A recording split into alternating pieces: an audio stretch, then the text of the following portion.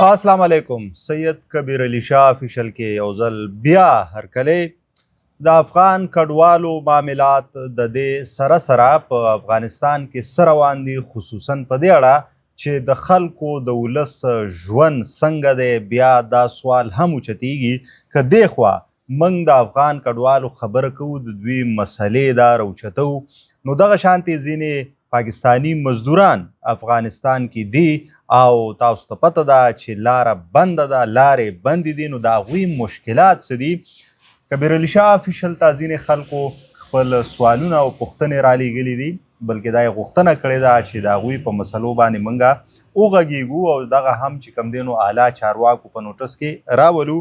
نو خوشبختانه ما سره زما خوږ ملګری کشر تکړه خبریال سید کبیر علی شاه موجود دی. شاهجی پروګرام کې هرکلی. مهرباني ټکر صاحب. څنګه طبیعت ښه دی؟ شکر الله فضل دی. مو خو د افغان کډوالو بیا خبره کوو ستاسو دا پلیټ فارم، خو زموږ ځینې پاکستاني مزدوران رونه هلته دي، نو څه اپډیټس دي د هغوی؟ ځکه چې موسم هم ډېر یخ دی که نه، یخني راغله، څه به کېږي؟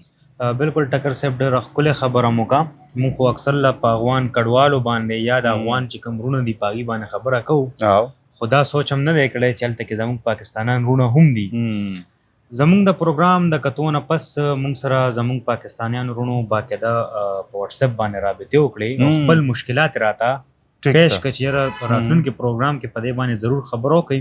نو مال چې هغه د افغانستان غږ او که د پاکستان غږ دواړه زموږ رونه دي او دواړه ملک به مخې ته مونږ ږدو. ټکر صاحب هغې دغه خبره وکړه چې پاکستان نه افغانستان ته افغانیان رونه خو راوړي، هغې لپاره خو یې بارډر کلو کړی دی، که په تذکره دي جی په تذکره دي او که کډوال دي. خو زموږ سره دلته کې چې کومې ویزې وې، زموږ پاکستانیان رونه دغه وایي چې موږ سره کومې ویزې وې هغه ویزې ختمې شوې. اوس موږ ته ویزه نه لګي چې موږ خپل ملک ته ووړو. یو خوا بارډر بند دی، نو وایي د پاکستان چې کوم حکومت دی هغه د هم دغه غوښتنه ده افغانستان د چارواکو نو کې چې ستاسو افغان کډوال خو ځي، خو هلته چې کوم زموږ پاکستانیان دي نو هغه د هغې دپاره د څه ټایم فکس کړي د بارډر په لاره باندې، یا د ورځې ورته وټاکي چې په دغه ورځ باندې دغه پاکستانیان دي خپل وطن ته واپس لاړ شي. دې سره سره هغې وایي چې دومره مشکلات دي چې زموږ سره کم بجټ دی هغه بجټ ختم شوی دی. بل د یخنۍ موسم دی، لکه دومره بې انتهایي یخني ده، لکه مونږ خو راغلی د پاکستان نه مزدورۍ له یا کار روزګار له راغلي یو، خو مونږ خو ځان سره د ګرمۍ هغه سامان وړه، د یخنۍ هم ځان سره نه دی راوړی. بالکل. نو لکه مونږ خو دا سوچ کې نو چې د پاکستان او د افغانستان ترمنځ به دغسې تاوتریخوالی راځي، بیا په هغې کې دوه درې ځلې ناستې کېږي، هغه هم ناکامیابېږي، په هغې باندې به هم خبره کوو. خو لکه هغې وایي چې مونږ سره اوس د اغوستو دپاره هم څه نشته چې مونږ څه واچوو، زینه هم نشته دی چې لکه دغه شم لکه زموږ پاکستاني چې کوم رونه دي هغه هم ډېر مشکلات سره مخ دي. نو په دغه پلیټ فارم باندې زه اپیل کوم خپل پاکستاني حکومتي چارواکو ته چې هر څوک زموږ د غږ اوري نو هغې دي دغه پاکستانیان هم څه بندوبست وکړي چې خپل وطن ته یې راواړئ. بالکل. دلته ورته ډېر خلک میندې بچي دا په انتظار دي، او دا هغه پاکستانیان دي، هغه خلک دي چې دوی مزدورۍ لتلي، کارونو لتلي، روزګارونو لتلي. کوم دا کم کس چې ماته میسج کړی دی هلته د میډیسن په کمپنۍ کې دی، ښه ټیک ده، هغه وایي چې زه د میډیسن په کمپنۍ کې یم خو لکه میډیسن نشته، ځکه چې د پاکستان نه ځي میډیسن. نو هغه وایي چې لکه ماشومانان بیماران، زنانه بیماران، د یخنۍ موسم دی، نو لکه تکلیف ټول تکلیف دی. لکه موږ صرف دا نه شو ویلی چې زموږ پاکستاني ورور هلته کې دی، د هغه غږ موږ اوچتو چې هغه د وطن ته راشي. نو هغه وایي چې لکه تکلیف ټول دی، که اخوا دی او که دې خوا دی، لکه سامان څه د اخوا نه راځي څه دې خوا نه ځي، خو ضروري چې کوم میډیسن دی هغه د افغانستان نه پاکستان ته راځي او ډېر زیات مشکلات دی. او یو خوا که روزګارونه متاثره دي، تګ راتګ متاثره دی، نو ژوند هم متاثره دی، خلک سټک دي، ګیر دي. بیا شاجي یو رپورټ راغلی دی 13 ورځو د یو ان ډي پي لخوا چې د افغانستان کوم صورتحال دی، کوم پالیسیز دي، دا 5م کال دی هلته چې کوم نوی رژیم راغلی دی. وګورئ د هغوی پالیسیز ته تاسو وګورئ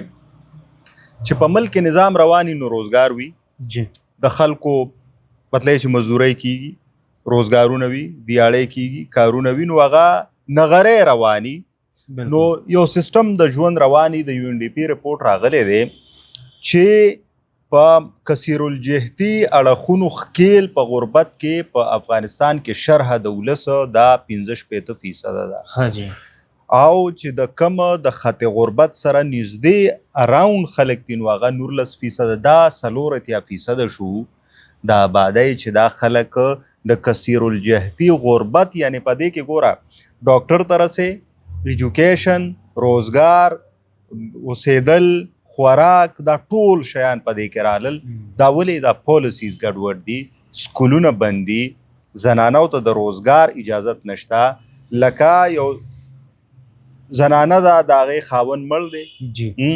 یا یو کور دی په هغې کې نارینه شته نه نو دا خو د دوی مجبوري شوه چې دا زنانه به څه کوي سوال به کوي لاس خو نشي نیوی که نه دوی خپل حیا عزت لري نو دوی به خپله مزدوري کوي هغه په دوی بنده ده د ماشومانو سکولونه بند دي ښځینه ډاکټرانو ته چې په افغانستان کې شته دی مطلب پرېږدي یې نه هغوی ته اجازت نشته د دې سټپس له وجې د دې ګامونو له وجې دغلته چې کوم دا رژیم دی نو د هغې له وجې حالات انتهایی زیات مفلوک الحال دي بیا مونږه د امید یو څرک دا لیده چې د پاکستان او افغانستان ترمنځ چونکې حالات ترنګلي دي لارې بندې دي نو دا حالات ډېر زیات مفلوک شوي دي خو یو دور وشو په قطر کې بیا مطلب چې مونږه په استنبول کې ولیدل او بیا په 6 نومبر باندې نو مونږ درېیم وشو ټکر صاحب درې ځل ناستې کېږي او ناکامیاب کېږي ناکامه کېږي وجوهات څه دي شاجي دا مهم سوال دی او دا هم ستاسو په دې پلیټفارم مونږ په دې باندې بیلابیل وختونو کې بیلابیلو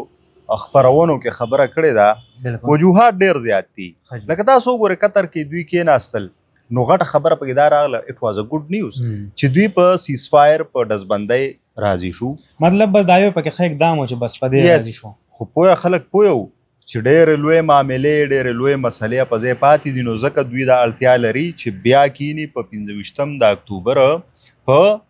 استنبول کې په اول په 25 اکتوبر کنه دویمه مرحله بالکل جی نو بیا مونږ وی چې یاره ان شاء الله چې روز دوه کې دغه معاملات راغون شي حل شي هغه 3 ورځې مسلسل 15 غنټې مذاکرات وشو خو د هغې څه حل نه راوته مسله نوره پیچیده کېده بلکې په 20 د اکتوبر باندې دواړه ملکونه دې ته ورسېدل چې یاره بس نیک او نور خبره دې ته بیا پکې ترکی او قطر دوی وی چې یاره خیر دی تاسو له کېنه بیا د دوی باقاعده ترمنځ شټل سروس شروع شو یعنی یو بل نه فاصلې دونه سیوا شو چې یو هوټل کې یو بل وفد بل ځای کې خو دا ښه وه چې قطر او ترکي دوی پکې مطلب چې منځ کې وړل راوړل کول نو زه دوی سار شو نو بیا په 13 اکتوبر باندې دا خبر راغی چې فاینل دغه ته خو نه رسېدل خو جنګبندي به په خپل ځای وي او بیا به کینی په 6 نومبر نو بیا باخبره خلک تجزیه‌کار په دوانو قانونو ماین خلک په پاکستان او په افغانستان ماین خلک سنجیده خلک دوی سره ویرې وی خدا امید هم چې دواړه ریاستونه دي ریسپانسیبل ریاستونه دي او د ترهګرۍ د جنگونو دواړه ځپلي دي دواړه په لکونو خلک په دواړه ملکونو کې وژل شوي دي نو دوی به په 6 نومبر ان شاء الله چې کینی نو دغه چې کمې غوښتنې دي د یو بل نه نو هغه به ومني او لکه مطلب چې د ټروس د امن د پخلا کېدو یو لار بروزي په 9 نومبر بیا دغه بد خبر راغی چې یاره بس مذاکرات ناکام شو اوس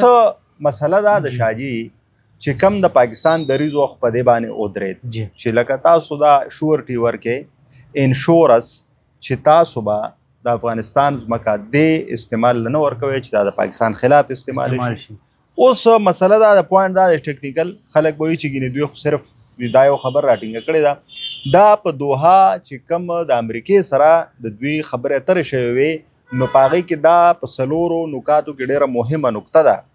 نو دا دوی به که د پاکستان دپاره که د ترکیې دپاره که د ایران دپاره که د چین که د امریکې که د روس دا به دوی په دې باندې عمل کوي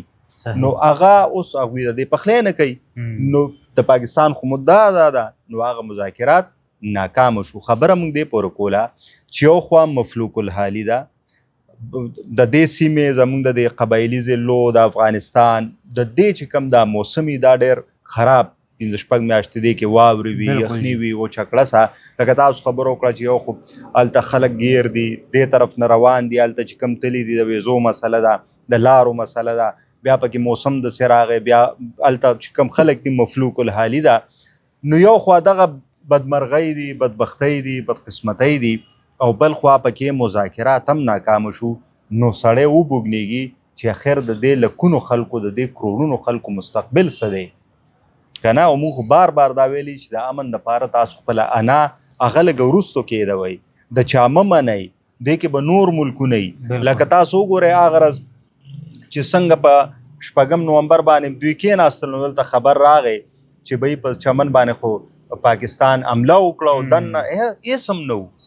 خو په سوشل میډیا یو هوا جوړه شوه. د هغې د وجې هلته هغه مذاکرات لږ شانتې د ځنډ ښکار شو، خو بیا چې یو بل ته ثبوتونه کېښودل او سپیناوی وشو نو بیا شروع شو. خو بهرحال یو فاصله شته دی، یو تحفظات شته دی،